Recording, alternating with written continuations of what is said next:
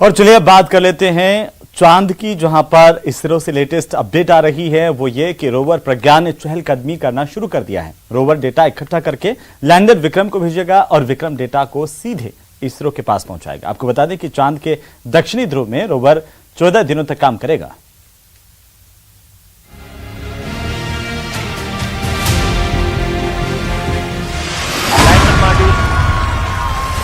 दुनिया में इस वक्त हिंदुस्तान की जय जयकार हो रही है। चंद्रयान 3 की कामयाबी ने देश का गौरव बढ़ा दिया है। ये तस्वीरें उस गौरव की प्रतीक बनी हैं। इस तस्वीर ने सिर्फ हिंदुस्तान ही नहीं बल्कि दुनिया की नजरों में इसरो का सम्मान कर दिया। वैज्ञानिकों की मेहनत को नया आयाम दिया है, क्योंकि उन्होंने वो कर दिखाया जो दुनिया के तमाम देश आज तक नहीं कर पाए।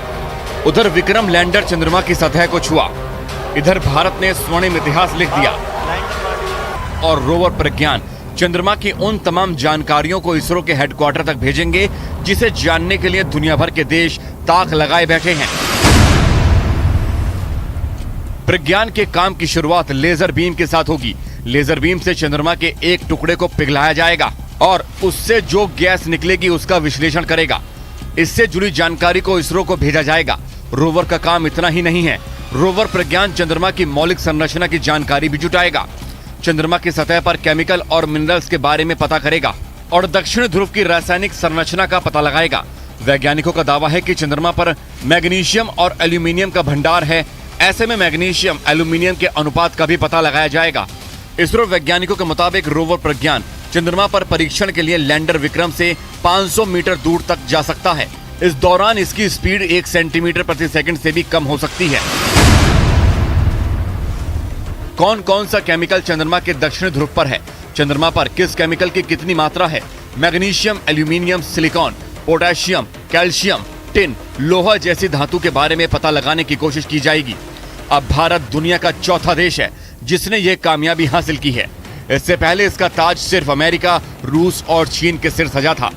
चंद्रयान मिशन में लगी हर चीज तकनीक के लिहाज से अव्वल है। जब रोवर प्रज्ञान चंद्रमा की सतह पर धातु का पता लगा रहा होगा, तब लैंडर विक्रम में लगे पेलोड चांद पर भविष्य की संभावनाएं खोजेंगे। वो कुछ ऐसे कि ये चंद्रमा पर सूरज से आने वाले प्लाज्मा कणों के घनत्व और उनमें होने वाले बदलाव की जांच करेगा। ये चांद की सतह पर मौसम यानी तापमान के बारे में जानकारी जुटाएगा। ये लैंडिंग साइट के 500 मीटर के दायरे में भूकंप या किसी दूसरी प्राकृतिक आपदा से जुड़ी जानकारी को हासिल करेगा। ये चांद के डायनामिक्स को समझने की कोशिश करेगा। चंद्रमा की जमीन पर रोवर प्रज्ञान के पहिए भारत की अमिट छाप छोड़ रहे हैं। अशोक स्तंभ और इसरो के लोगों की छाप चंद्रमा की सतह पर उसके गौरवशाली इतिहास को लिख रही है। रोवर और लैंडर की मदद से इसरो को वो जानकारी हासिल हो रही है जिसका उसे बरसों से इंतजार था। लगातार इसरो हेडक्वार्टर में चंद्रमा की नई तस्वीरें मिल रही हैं, जो चंद्रमा पर बढ़ते हिंदुस्तान के कदम को बता रही है। तो चलिए आगे बढ़ेंगे। प्रधानमंत्री नरेंद्र मोदी को ग्रीस के सर्वोच्च सम्मान से सम्मानित किया गया है।